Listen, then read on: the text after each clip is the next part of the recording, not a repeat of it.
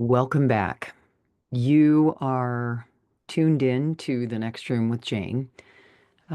It's been a long time, and I had quite a few people reach out to me and say, "Hey, what's going on? Are you okay? Why aren't you podcasting?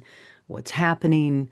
And so I thought I would just hop on and do just a kind of a quick recap of what I went through, why the podcast went on the back burner, and where I am today, and also share a very personal situation with you.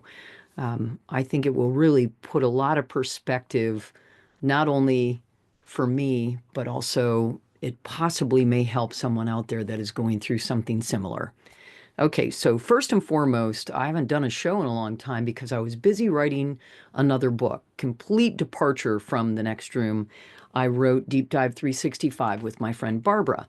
Barbara is having a stage 4 journey with cancer, and we started it simply as this kind of like just getting clarity on what certain words meant to her, that her life coach said, "Hey, you should do this." She came down for a weekend, told me about it. I'm like, I like words. I want to do it. So one thing led to another, and it ended up becoming a beautiful book. And we put that out. So I was very focused on getting that book published and moving forward with that project. So the podcast really took the back seat. Um, and then in and around that, after the book came out, I just got really busy with a lot of other things. And I sort of just, I guess when you put things aside, sometimes you don't realize it, but weeks go by and then a month and then another month. And then I started thinking, does the podcast matter? Am I making a difference? Is anybody going to miss it? And when I did hear from several of you, I got really nice emails wondering if I was okay and what had gone on and why wasn't I doing it. I kind of thought, you know what? Maybe I will continue to do it. Um, and then something happened. Okay, let's see if I can do this without getting overly emotional. Um, about 3 weeks ago, I had a really scary situation with my health. I'm in good health, or at least I thought I was. Um, I went and donated blood like I do every 8 weeks. I'm a guardian with the San Diego chapter of the blood bank. And what that means is that you'll commit to coming in as often as possible, which I do. So I went and I donated a pint of blood. No big deal. Felt fine. The one thing that I shouldn't have done is I backed it up with another appointment to go get a mammogram because I just had a birthday. So, like, getting all of those physicals and all that stuff taken care of for the new year. Um, but I probably, in retrospect, should have just come home and tucked in under the covers and taken a little nap and hydrated. Instead, I ran off to get arguably what is one of the most uncomfortable, um, in my estimation, little tests, right? Um, so, long story short, I completely passed out. Didn't fall on the floor, thank God. I told the mammographer, I said, "Hey, I'm not feeling good." And she's like, "Okay." She backed me up, put me in a chair. Boom, I go out. I come to, and 15 health professionals are in my face. What is your name? What is your birthday? What year is it? Who's the president? Do you know who all this crap. And I'm out of it, but I could answer all the questions. So then I guess I went out again. So now this time I come to, and there's even more people. And they're like, "You have to go to the hospital, blah, blah, blah, blah, blah."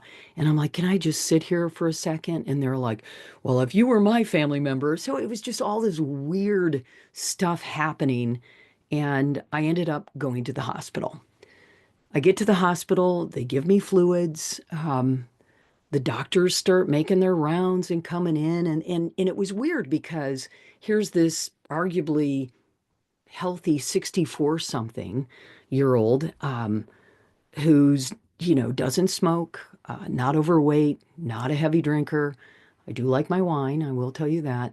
But mostly, I walk every day, I meditate, I take pretty darn good care of myself. So they just were kind of like, "Why is she here?" type thing. Finally, this really cool young doctor came in and she said, You know what, Jane? I think it was the perfect storm. You got up in the morning, you probably didn't hydrate enough. You went and you donated a pint of blood. After you donated a pint of blood, you ran back home.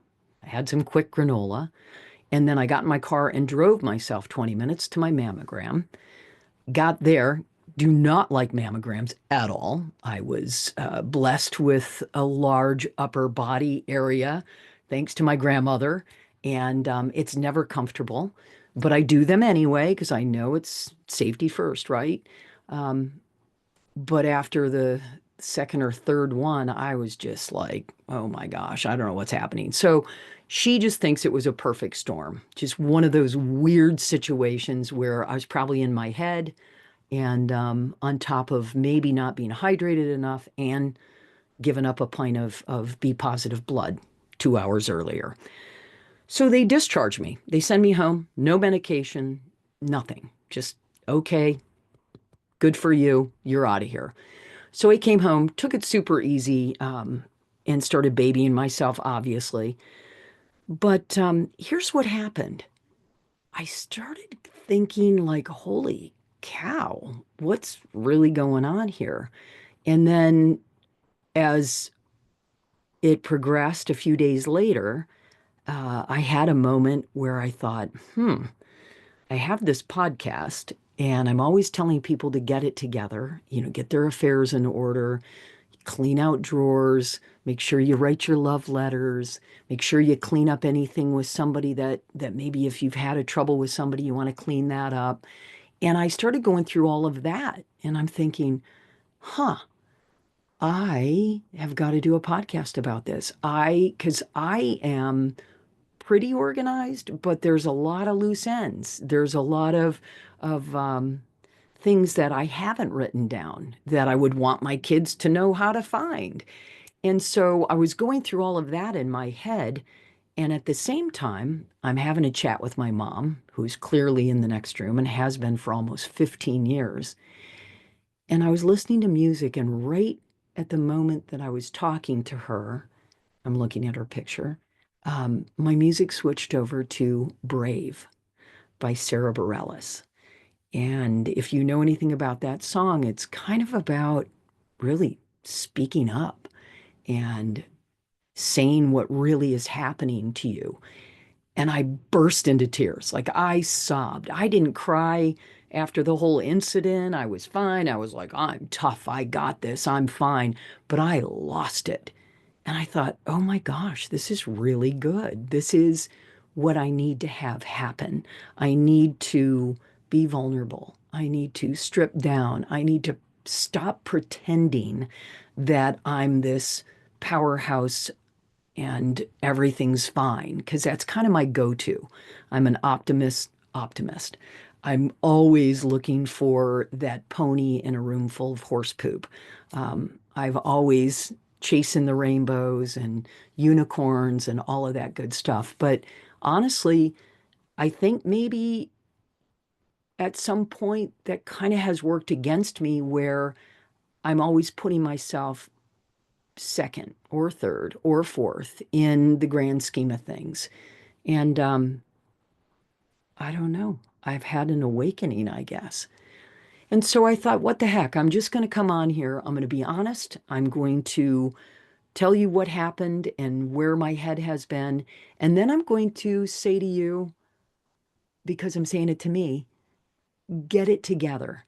Get everything cleaned up. If you have an area in your house that you have been looking at and saying, oh man, I got to go through that. If there are things that you need your children to know or your grandchildren to know, write it down.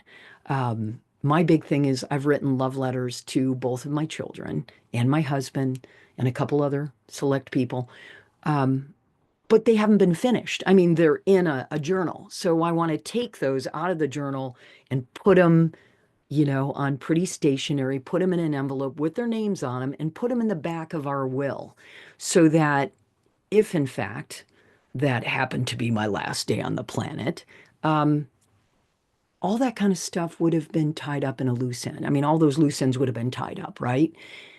And I got a lot of loose ends. So I'm just being honest with you. I don't have my poop in a group. I need to get it together.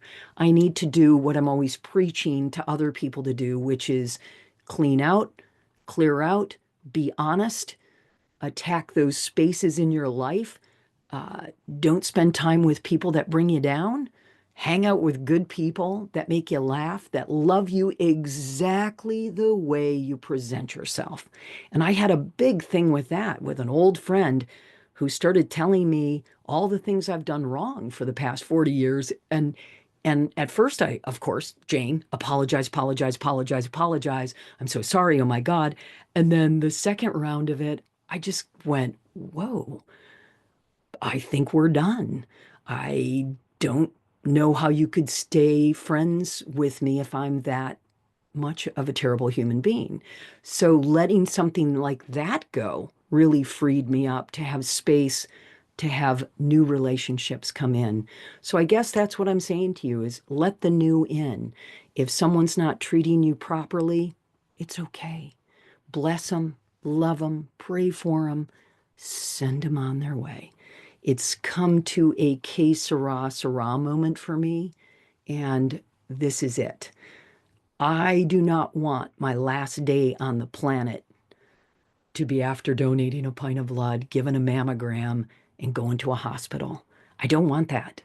So, the gal who loves a glass of wine hasn't been drinking wine. I scared the living crap out of myself. And I don't think it was anything other than what the young doc said, or at least I hope so, the perfect storm for me. But that perfect storm churned inside of me and brought me forth to be honest with you, my audience, how many ever there are of you that are left after not doing a podcast for 6 months. I'm not sure. But it's okay because I'm doing it for me. So even if two people hear this or one person hears this and says, wow, I think I need to go attack that drawer, or I need to throw out all of those old journals that somebody just gave me or that I was writing in that I don't want people to read, just time to clear it out and get focused.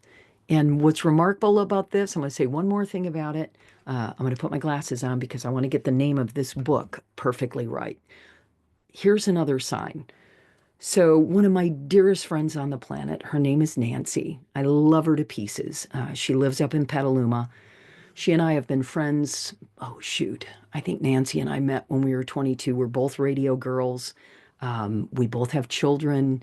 There's a lot of symmetry with my friend Nancy, and she's always really appreciated who I am.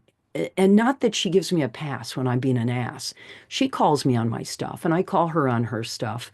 We're just true friends, the way a good old friend should be. And so Nancy sent me this. Let me look here. Nancy newcomer.